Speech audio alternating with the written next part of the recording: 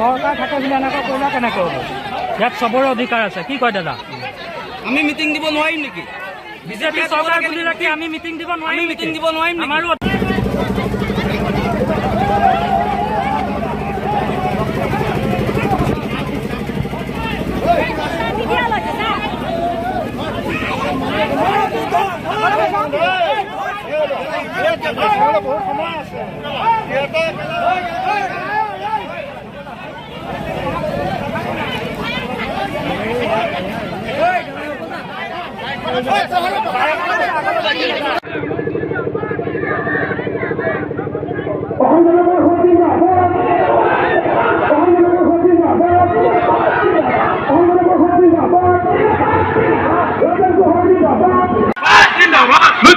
জিন্দাবাদ অসমৰ জিন্দাবাদ জয় আহোম জয় আহোম জয় আহোম।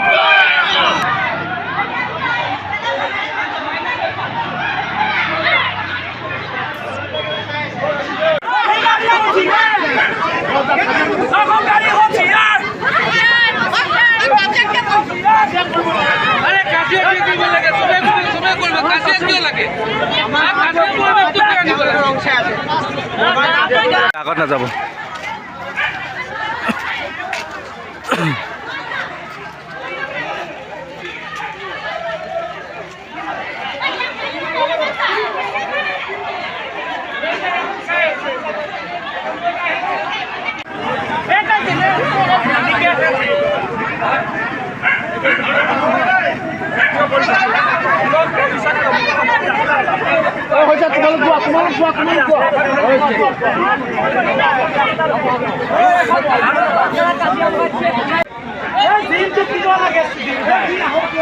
দিনটোকে দিব লাগিছিলে।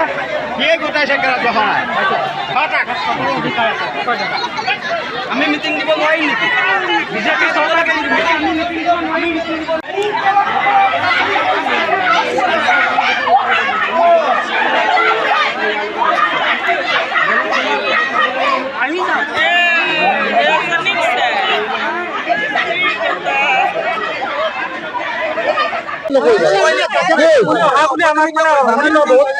নকৰিবা তেওঁলোকে কি অত্যাচাৰ কৰিছে আমি নিৰ্বাচনী প্ৰচাৰ কৰিব পাৰিছো। আমাক খেদি খেদি আহিছে, য'ত ত'ত মাৰপিট কৰিব আহিছে আৰু এজেগাত যাব লগা আছে তাতো তেওঁলোকে লাঠি লৈ পেলাই ৰৈ আছে। এইটো কি পৰিস্থিতি পৰিৱেশ কৰিছে আমি বুজি স্খলন মানে গণতন্ত্ৰ আছে জানো এইখন চৰকাৰৰ হাতত? একোৱেই নাইকিয়া হৈ গ'ল না। মানুহ কেনেকে শান্তি থাকিব, কাৰ ওপৰত ভৰসা কৰিব, কাৰ ওপৰত বিশ্বাস কৰিব কওকচোন।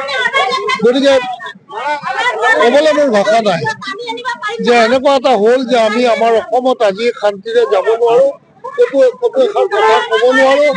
গুণ্ডা বাহিনী লগাই আমাৰ ওপৰত আক্ৰমণৰ পিছত আক্ৰমণ কৰি আছে। এইটো এটা পৰিৱেশ নেকি? ঠিক আছে, ইয়াৰ পিছৰখন সভা ক'ত আছে? মোৰ হেৰি স্থাপনাত আছে। ঠিক আছে। এটা কথা কৈছে যে ৰাজেন গোহাঁই এতিয়া সংখ্যালঘু ভোটৰ আধাৰত ইলেকশ্যনত উঠিছে, কি ক'ব? মইতো সংখ্যালঘুৰ পৰা দূৰত নাথাকো, তেওঁলোকে আকৌ সংখ্যালঘুক উচ্চ আছিলে কৰে। ৰাইজৰ সহায়টো ভালেই, অত্যন্ত ভাল। বেয়া লাগেতো এইচব কৰিলে। আজি ধৰকচোন আমি আমাৰ এটা সাংবিধানিক অধিকাৰ আছে, সেই হিচাপে আমি ইয়াত নিৰ্বাচনী প্ৰচাৰ চলাব আহিছো আৰু এই জেগাত মই যোৱা কথা আছে।